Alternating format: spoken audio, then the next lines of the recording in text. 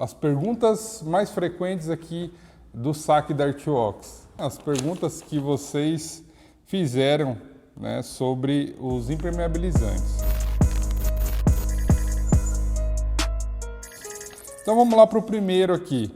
Diferença entre o impermeabilizante à base d'água versus base solvente. Então a gente tem aqui, pessoal, eu coloquei algumas marcas aqui de impermeabilizante, né? Estou aqui com o WaterGuard da Protelin, não é inflamável, base d'água. Qual que é o diferencial dos à base d'água, pessoal? Mesmo a superfície estando úmida, levemente úmida, tá, pessoal? Não é aquele grau de... Acabei de fazer a aplicação, né, do produto ácido para neutralizar o produto alcalino que está lá na superfície. Fiz o enxágue, deixo lá secar pelo menos lá 1 horinha, né, para depois sim eu vir aplicando as demãos com os produtos à base d'água, tá? Qual que é o problema disso? Impermeabilizar com o produto à base d'água. Ele demora para secar, né? Por quê? Como você já está com a superfície úmida, né, da parte que você fez a higienização, você precisa fazer várias demãos com ele, no mínimo de 3 a 4 demãos, tá? Então uma média que eu falo para você, nós gastamos em média por aplicação 150 ml por metro quadrado, essa é a média. Então imagina de 150 a 300 que a gente recomenda de 1 a 2 demãos numa base de solvente, que é o caso do ProTwater aqui, e depois eu vou falar os riscos deles também. As pessoas têm a necessidade de pegar o à base d'água por conta da segurança na aplicação, né? Não é inflamável, não muda a textura do tecido, nada é perfeito, né, como a gente fala. Sempre vai ter a necessidade de um gasto um pouco a mais aí. Então, encarando que o tecido ele está úmido, o produto ele acaba diluindo com essa umidade que está ali, né? Então ele não vai atacar somente a trama, ele vai ter essa água que vai estar impedindo essa absorção imediata na trama do tecido. Pontos positivos do à base d'água. Inodoro muitas vezes, não tem problema se de repente tiver algum pet, né, um cachorrinho, um gato aí na casa que você vai fazer a impermeabilização. Questão de mancha, é igual a base de solvente, então você vai ter que sim colocar ali uma lona, um plástico, alguma coisa embaixo. Digamos que você esteja lá fazendo um sofá, né? Então você vai precisar sim fazer o envelopamento do chão, da parede. Teve alguns relatos aí que o pessoal aplicou no sofá e não tirou do lugar. Quando a moça foi tirar o sofá do lugar para fazer a limpeza atrás do sofá, ficou o desenho na parede e no piso, no porcelanato, tá? Então tome muito cuidado com a questão de proteção aí. Sempre faça o mascaramento da área que você não tem interesse de impermeabilizar. Por quê? Esse produto, com o vento, ele acaba, né, se deslocando da área que é da área da aplicação para outra área aí, tá bom? Outro ponto negativo que eu falo, né, do à base d'água, ele demora mais para secar. Então pensa, o sofá está úmido, eu vou lá e aplico mais 4 demãos lá de produto. Ele vai acabar demorando um pouco mais para secar, uma média de 24 horas. Se for um clima mais ameno, tiver meio frio, ele vai demorar a média de 30 horas aí para secagem total, tá bom? Posso acelerar a secagem, Marcos? Quando é a base d'água, você até pode acelerar a cura com um secador, né, um soprador, mas a base solvente não. Tá? Então aí que está a diferença, né, dos dois tipos de produto. Questão de segurança, qual que é o mais seguro? O à base d'água, tá? Ele não é inflamável, então você pode estar fazendo a aplicação aqui, digamos, num apartamento, e a dona de casa, a dona do apartamento vai estar fazendo o almoço dela ali, que não vai ter problema algum, tá? Já o à base solvente, negativo, tá? Você não pode estar tanto pet que eu falo é tudo, cachorro, periquito, papagaio, né? Nem as pessoas que estão na residência, é preferível que elas fiquem fora, né, durante a aplicação. Não pode estar isolado, um ambiente fechado, precisa estar com as janelas abertas, né? Se de repente quiser até deixar um ventilador ligado longe para fazer com que essa área fique ventilada, né? O aplicador ele vai estar usando os EPIs, né, máscara conforme a norma, né, para ele não se contaminar também, mas não se preocupe porque o solvente ele evapora rápido, então uma questão de 30 minutos aí já não corre mais o risco de inflamabilizar tanto o sofá ou o local aí que está sendo aplicado o produto, tá bom? Particularidade minha, eu, Marcos, prefiro a base solvente, por mais que seja um pouco mais perigoso, mas assim, eu faço impermeabilização há mais de 16 anos, né? E sempre usei a base solvente, então eu prefiro por conta da durabilidade e por conta que eu posso fazer também o teste ali. Depois de 1 a 2 horas eu consigo fazer o teste para o meu cliente ver que realmente está aplicado o produto lá, tá? Já na base d'água, se for fazer isso, você precisa voltar, né, novamente lá no cliente para explicar para ele em caso de derramamento, qual é o procedimento? É ir lá esfregar? Não, simplesmente pegar um papel toalha e agarrar o líquido ali, para você não fazer aquela fricção e o líquido acabar entrando na trama por ato mecânico, tá? Só derrubar não vai ter problema nenhum. O problema é você ir lá e friccionar o produto sobre a superfície.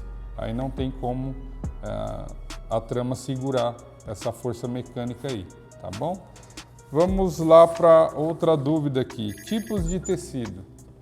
Pessoal, existem vários tipos de tecido aí que podem ser impermeabilizados, tá? A gente tem o tecido automotivo, né, base poliéster, poliamida. A gente tem aí a questão do suede, né, mais encontrado em sofás. A gente tem colchão, poltrona, linhão, né, aqueles móveis mais rústicos que tem uma absorção maior, mas dá para fazer também. Então a questão de tecido, o único tecido assim que fica difícil de impermeabilizar é o linhão, né? A trama dele é bem fechada. O suede, né, também. Por isso que a gente utiliza esses acessórios aqui, um rodinho, para poder fazer o espalhamento do produto, né, sobre a superfície. Então, calcula-se aí que a trama do tecido ela precisa estar 100% impermeabilizada. Então, com o auxílio do rodinho, você vai fazer isso aqui, puxar a trama toda para um lado, depois toda para o outro, toda para a frente, toda para trás, tá? Então, fazendo esse movimento, você vai conseguir deixar a aplicação uniforme, tá? Então, pode-se fazer aí, e como eu falei, no caso do à base d'água, até 4 demãos.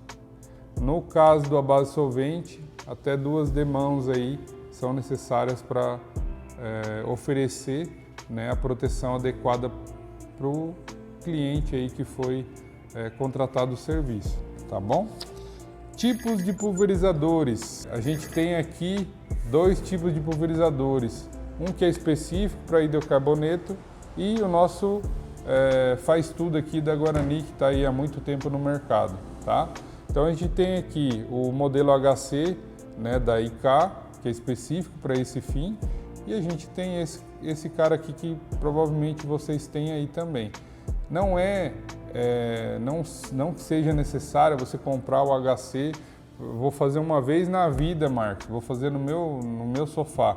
Pode utilizar ele aqui, desde que você não deixe resíduo dentro, tanto faz um ou outro, tá, pessoal? Limpa bem, depois devolve o produto. O que vocês têm que saber é que esses produtos aqui são pronto uso, né?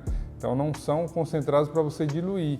Então você vai colocar aqui dentro do aparelho, o que não utilizar, você vai devolver novamente para o aparelho, tá bom? Limpeza antes da aplicação, pessoal, é o primordial. Eu falo para os meus alunos aqui, a gente tem que fazer a limpeza e tem que ter a certeza que não tem resíduo de produto lá. Por que que não pode ter? Se você de repente deixar resíduo na peça, o que vai acontecer?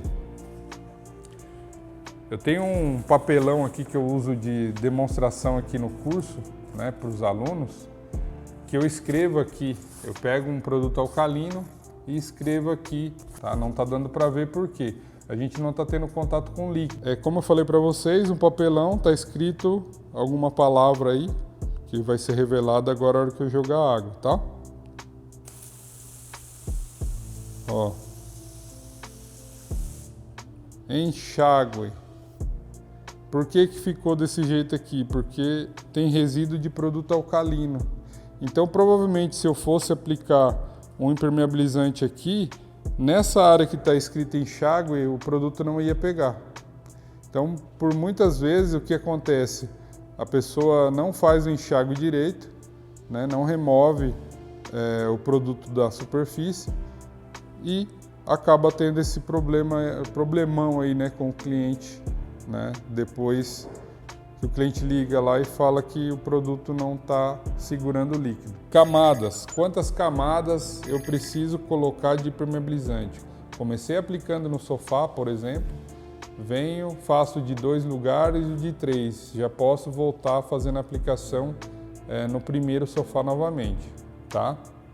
Mesma coisa com a base solvente aqui. Só que a base solvente você dá 2 demãos e a base de água 4 demãos. E logicamente eu falo para vocês, vai depender de tecnologias, né? Então existem vários fabricantes aí no Brasil. Eu estou citando exemplo esse que a gente tem aqui na Artworks aí para oferecer para vocês, tá bom? Mas antes de continuar, né, com as dúvidas aí, gostaria de falar para vocês que nós temos aqui, né, esse aqui é o ambiente da escola, né, que fica aqui no subsolo da Artworks Leste, né, localizada aqui na rua Salvador do Vale, número 341, na Vila Formosa. Então, você aí que está com dúvida, quer empreender nesse segmento aqui de impermeabilização de tecidos, higienização, nós temos um curso aqui, né? Vou deixar aqui um link aqui, ó, no Mostrar Mais, do nosso site com o curso de higienização e impermeabilização de tecidos, beleza? Então vamos continuar, né, o processo aqui. Secagem, ou a base de solvente, você não pode acelerar a secagem, né? Mas ele seca em média aí, para você fazer teste com água, umas 3 horinhas depois que você fez a aplicação, ele já está suscetível para jogar água e mostrar para o teu cliente aí. Mas a quantidade de horas que a gente pede são 24 horas sem fazer teste físico aí, tá bom? Já no caso do à base d'água, é depois de 30 horas, tá? Depois da secagem total. Pode ser que demore um pouco mais, depende da mão do aplicador, tá? Com as técnicas que a gente utiliza aqui, a gente mostra que com mais ou menos 24 horas a 30 horas você já pode efetuar o teste aí. Posso acelerar a cura aqui somente do à base d'água. Quiser colocar um secador, um soprador, você pode fazer acelerar a secagem também do à base d'água, somente do à base d'água, tá bom? Durabilidade, pessoal. A durabilidade vai ser alinhada ao uso, né? Então tem muitos clientes aqui que falam, pô Marcos, eu fiz no meu carro os bancos do passageiro e do motorista que não estão mais segurando, os bancos traseiros eles estão impermeabilizados. E passa-se ali 10, 11 meses e ainda continuam, né? Por conta do uso, o atrito mecânico, tá? Então a gente fala que para se fazer a manutenção de uma impermeabilização, você precisa sim fazer novamente. Então vai ter que remover todo aquele produto que está ali, com um produto à base alcalina, vai fazer a remoção e depois a aplicação novamente, tá? Pode ser feita de ano em ano, no caso do base solvente, a cada 6 meses a base de água aí, tá bom? Consumo de produto, uma média, tá? Tanto a base d'água como a base solvente, 150 ml por metro quadrado. Logicamente a gente vai ter tecidos que absorvem mais. No caso do linhão, a gente coloca o dobro ou 3 vezes mais, tá? Para fazer a cobertura. Então toma cuidado que com o tipo de tecido que você vai jogar, você vai ver que mesmo você passando o rodo não tem resquício de produto para você empurrar com o rodinho, vai acontecer isso, precisa de mais produto. Tá? Então quando for linhão, linho, esses tipos de materiais que consomem mais, você vai ter que cobrar um pouquinho a mais também por conta do consumo do produto. Tá? Proteção contra quais líquidos, pessoal? A maioria, sua maioria, são produtos que vão ter um uso maior, como por exemplo, você não vai pegar um detergente e jogar lá, porque ele vai ficar sobre a superfície, mas ele vai agredir. Então, detergentes que eu falo em si tudo, o mesmo produto químico lá, de repente a pessoa pega e fala, caiu um vinho aqui, eu vou usar. Não pode, você vai ter que utilizar sim um produto específico para fazer a limpeza. O que é? Eu aconselho a água morna, tá? O produto ele vai ficar suscetível a não grudar sujeira. Então, se de repente você quiser utilizar alguma coisa para fazer a limpeza, né, a manutenção em casa mesmo, água morna num pano úmido passou sobre a superfície, sem muito atrito, tá bom? De repente ficou algum resíduo de vinho, café ali que caiu, água morna, passa, a partir do momento que ele secar, ele volta a ficar impermeável de novo, tá? Desde que não vá lá e esfregue de forma desordenada, tá bom? Como proceder em sofá novo? Pessoal, o sofá novo, ele vem com uma parafina, uma proteção para, né, no caso de deslocamento, você acabar levando, né, até os transportes da loja até a tua casa. Então precisa sim remover essa parafina, essa proteção, para depois fazer a aplicação de impermeabilizante. Então muita gente erra vai lá e aplica somente o impermeabilizante em cima. Tome muito cuidado, porque pode ser que tem uns que tem mais parafina, outros menos, tá? Então o ideal, a gordura de mão também do transporte, é necessário fazer a limpeza para depois, Marcos, mas não está sujo. Mas a sujeira que você que inibe a proteção é como se fosse esse papelão que vocês não estavam enxergando nada, né? A sujeira está imperceptível, a gordura, então acaba interferindo no custo. Você vai pagar caro num produto que não vai ter resultado, tá bom? Como limpar o tecido impermeabilizado? Água morna, paninho úmido, né, uma microfibra, passou sobre, ela vai remover a sujeirinha e depois você vai ter o produto novamente impermeabilizado ali no local. Ele vai ficar úmido no local por conta da fricção. Depois, quando secar, ele vai voltar a ter esse efeito hidrofóbico aí, tá bom? Espero ter sanado as dúvidas de vocês. Nós vamos fazer mais encontros desses aqui, né? Eu sei que é um pouquinho longo, mas é didático. Falou, pessoal, grande abraço do Mestre Marcão aí. Aplicativo Delivery exclusivo. No nosso aplicativo Delivery, sua entrega chega em até 2 horas para a cidade de São Paulo e Grande São Paulo. Além do nosso site, organizado de forma prática para uma compra sem dores de cabeça.